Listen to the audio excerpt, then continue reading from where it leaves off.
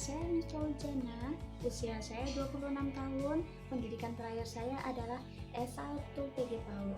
Lama saya mengajar di PAUD Terpadu Mekarsari adalah 3 tahun 6 bulan.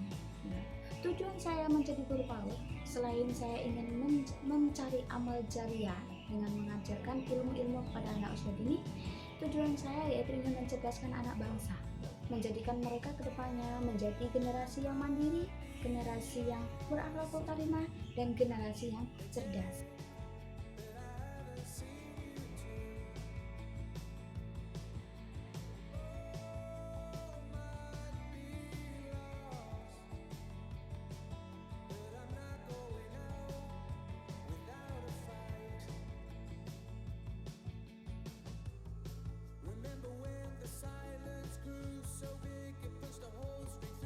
Bimbingan sejak dini.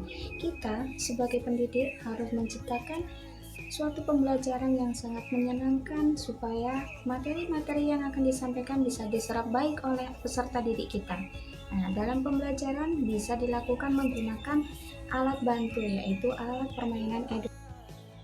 Sebelum adanya pandemi virus corona atau COVID-19 ini, pembelajaran di PAUD Mekarsari dilaksanakan di sekolah, yaitu dari hari Senin sampai dengan hari Sabtu, dari mulai pukul 7:30 sampai pukul 9:30.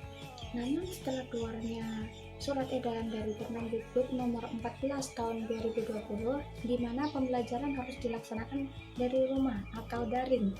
Nah, pembelajaran di PAUD Mekarsari juga dilaksanakan dari rumah untuk beberapa saat, karena biasanya pembelajaran dilakukan secara tatap muka di sekolah. Yang kedua, dalam mensikapi pembelajaran antara wali murid tidaklah sama. Yang ketiga, penggunaan HP dan kuota yang sangat minim.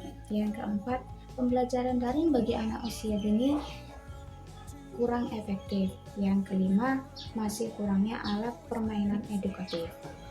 Untuk menghadapi problematika tersebut, di sini saya ingin memperkenalkan konsep berhitung melalui alat permainan edukatif tabung pintar pada anak usia 4-5 tahun menggunakan biji sawit atau limbah biji sawit, di mana limbah biji sawit ini bisa didapatkan di sekeliling sekolah. Sekeliling sekolah PAUD Mekarsari banyak sekali terdapat pohon-pohon sawit. Baik yang dihasilkan dari kegiatan ini adalah yang pertama, bagi peserta didik, selain menjadi alat bermain yang menyenangkan bagi peserta didik, juga bisa meningkatkan minat belajar anak usia dini. Dan yang ketiga adalah bisa mengembangkan 6 aspek perkembangan untuk anak usia dini tersebut. Yang pertama, aspek agama moral. Yang kedua, aspek bahasa. Yang ketiga, aspek kognitif. Yang keempat adalah aspek sosial emosional. Yang kelima adalah aspek seni. Dan yang keenam adalah aspek fisik motorik. Hasil baik yang kedua yaitu bagi guru tersendiri dapat meningkatkan kreativitas dan memunculkan ide-ide yang baru menggunakan bahan alam yang ada di sekitar. Manfaat bagi pengelola tersendiri yaitu bisa mengurangi biaya pengeluaran untuk pengadaan alat permainan edukatif itu sendiri. Kesimpulannya adalah biji sawit yang dahulunya menjadi limbah yang hanya dibiarkan di sekitar kita, sekarang bisa kita manfaatkan atau kita gunakan menjadi alat permainan edukatif yang bisa menunjang kegiatan pembelajaran di suatu sekolah, terutama di sekolah PAUD Terpadu Mekarsari.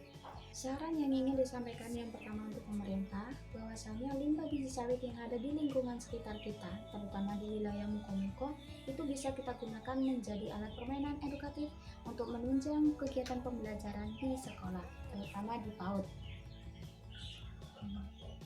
Saran untuk pengelola yaitu bisa mengoptimalkan strategi alat permainan edukatif menggunakan limbah biji sawit untuk meningkatkan kemampuan peserta. Rekomendasi untuk para pendidik adalah limbah biji sawit atau alat permainan edukatif menggunakan limbah biji sawit dapat kita gunakan untuk pembelajaran anak usia dini, dan untuk para masyarakat termasuknya para orang tua bisa mendukung penuh kegiatan tersebut